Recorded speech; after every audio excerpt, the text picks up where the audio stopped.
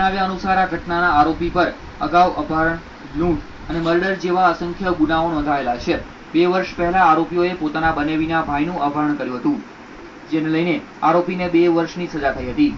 ત્યારે આરોપીએ પ્રેમજીભાઈને સમાધાન કરી કેસ પાછો ખેંચવા દબાણ કર્યું હતું. તેમ છતાં પ્રેમજીભાઈ સમાધાન કરવા તૈયાર નહોતા.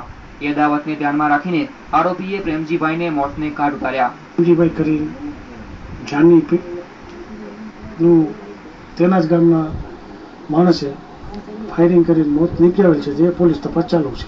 હાલ પોલીસે આરોપીઓની ધરપકડ માટે વધુ તપાસ હાથ ધરી છે, તેમજ પીએમ રિપોર્ટના આધારે સાચી હકીકત બહાર આવશે.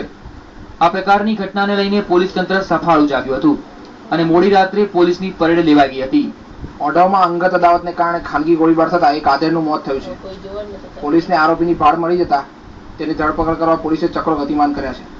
કેમેરામેન પંકજ સાથે ભદ્રેશ મિસ્ત્રી, TV9 અમદાવાદ. નાણાકીય વર્ષનો છેલ્લો દિવસ એટલે 31